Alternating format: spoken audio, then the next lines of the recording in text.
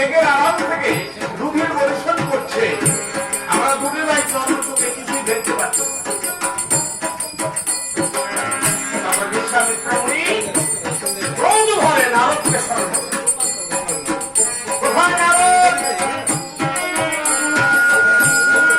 যখনই নারদকে স্মরণ করেছে, রাম গোড়া কীর্তন করতে করতে নারদ বিশ্বামিত্রের সম্মুখে উপস্থিত হয়ে বলছে, বিশ্বামিত্র, কেন তুমি আমাকে স্মরণ করো?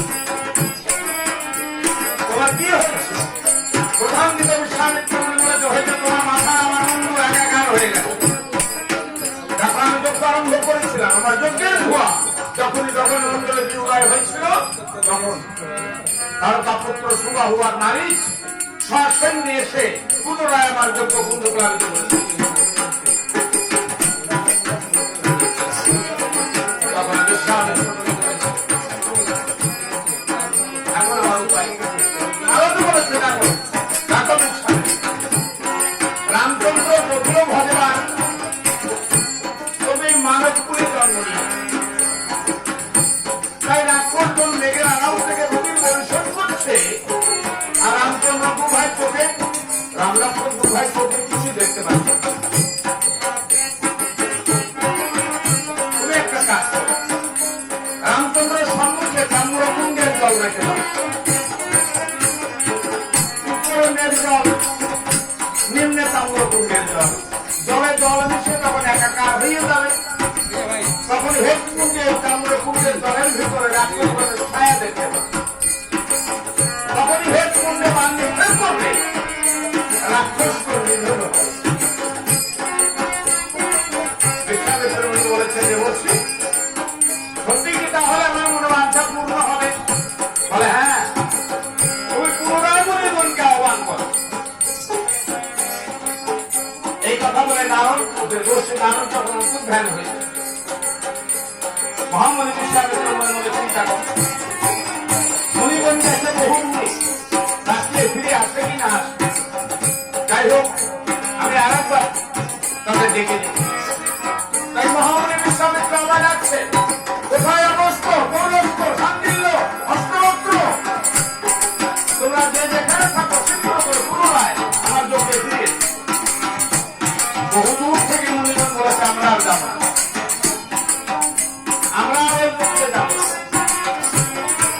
কেননা যতবার আমরা ওই যজ্ঞে গেছি, ততবার আমাদের কাপড় চোপড় রক্তে লাল হয়ে গেছে, তাই আর ফিরে যাব না।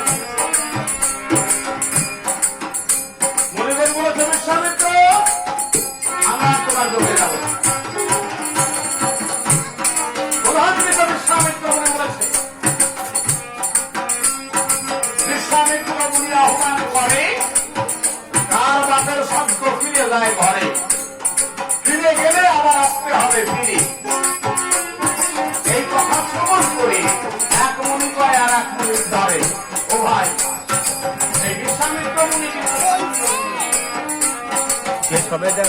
গেলে যদি আবার ফিরে আসতে হয়, তাহলে চলো আমরা এই পথ থেকে বেরিয়ে যাই। এই যে দেখতেছি তো, এই কথা বলতে বলতে মুনিগণ সকলে যখন মুনিগণ উপস্থিত হয়েছে, বিশ্বামিত্র মুনি বলেছে, হে মুনিগণ, তোমরা আমার পুনরায় যজ্ঞের অনুমতি প্রদান করো। তখন বিশ্বামিত্র মুনি রামচন্দ্রের সম্মুখে তাম্রকুণ্ডের জল রেখেছে। মুনিগণ যখন অনুমতি দিয়েছে, হ্যাঁ, তখন স্থান পবিত্র করে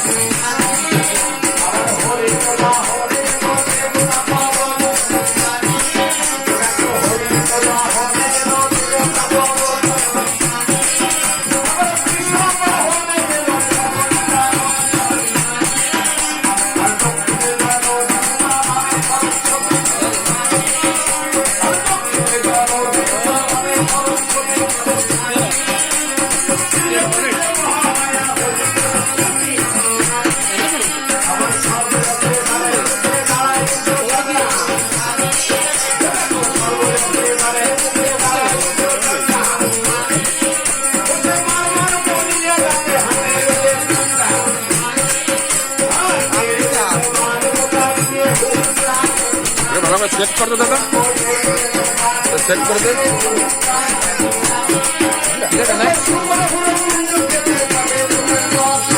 আবার দেখেন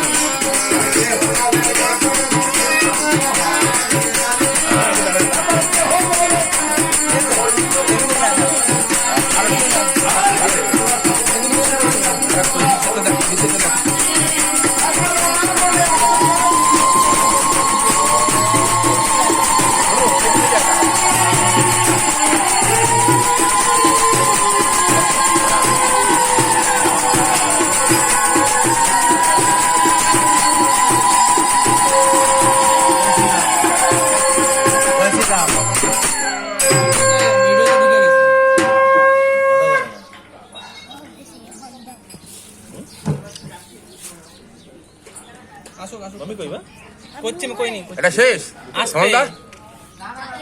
মানে এটা এখন